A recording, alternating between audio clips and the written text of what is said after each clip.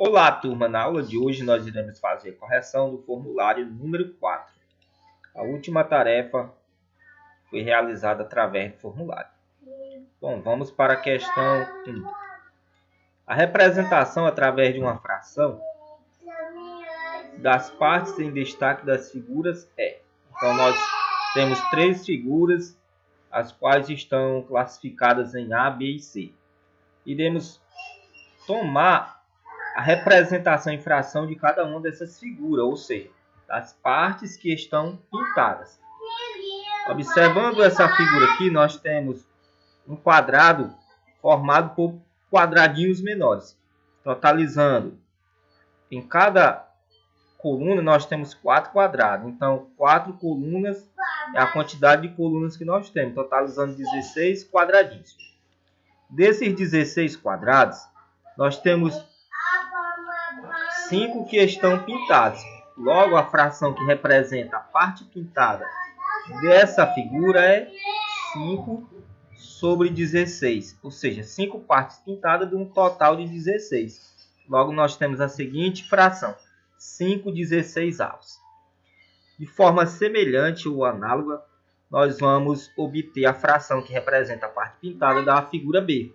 Também é um quadrado, onde nós temos 4 partes menores no total, e dessas 4 partes, 3 estão pintadas. Logo, nós temos a fração 3 quartos. Na figura do item C, nós temos esse quadrado, o qual foi fatiado em pedaços triangulares, onde nós temos, no total, 8 partes menores, 8 partes triangulares. Dessas 8 partes, nós temos 4 partes que são pintadas. Logo, a fração que representa a parte pintada é 4 sobre um total de 8. Nessa daqui, 3 no total de 4. E nesta do item A, 5 no total de 16. Logo, nós obtemos as 3 frações equivalentes à parte pintada das 3 figuras. Vamos identificar qual item estão representados esses valores. Bom, o item correto é o item C de casa. Então, para esta questão número 1, nosso item verdadeiro é o item C. Vamos para a questão de número 2, que também será uma questão envolvendo fração. Bom, Maria comeu 1/3 do bolo que sua mãe fez. Qual dentre as figuras representa a quantidade de bolo que Maria comeu? Ora, Maria comeu 1/3 do bolo que a sua mãe fez. Qual desses bolos apresentados na figura abaixo representa o bolo que Maria comeu? Bom, na figura do item A, nós temos um bolo que contém 6 fatias. Dessas 6 fatias, 2 foram comidas, as 2 que estão em destaque. Na figura do item B, nós temos também 6 fatias. Dessas 6 fatias, uma foi comida. Na figura do item C, nós temos também 6 fatias, e dessas 3 foram consumidas.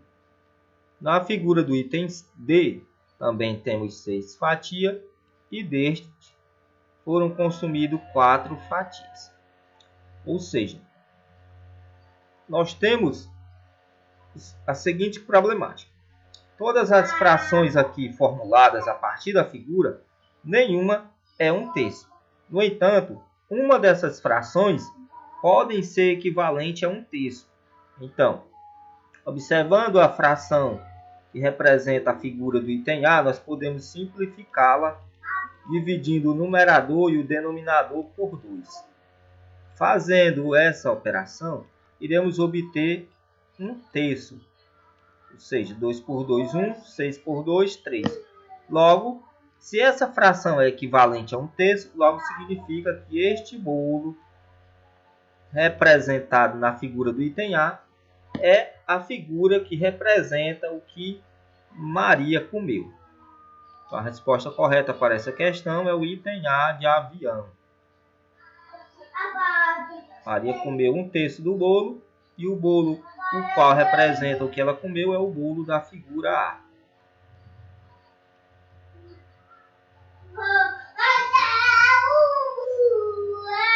Vamos para a questão de número 3. Das 15 bolinhas de gude que tinha, Paulo deu 6 para o seu irmão, 2 para seu primo e 3 para um amigo. No total, ele deu 6 mais 2 mais 3, totalizando 11 bolinhas de gude. Então, ele deu 11 bolinhas de gude. Sobrando, do total que ele tinha 15 bolinhas, sobrando 4 bolinhas. Então, a pergunta é, considerando-se o total de bolinhas, a fração que representa o número de bolinhas que sobrou para Paulo é a fração que representa o número de bolinhas. Será o que sobrou, que foi 4, sobre o total de bolinhas que ele tinha. O total do qual era 15. Então, essa é a fração, que é a fração representada na letra D de dado. Então, a alternativa correta, item D de dado. Sobraram 4 bolinhas de gude, de um total de 15.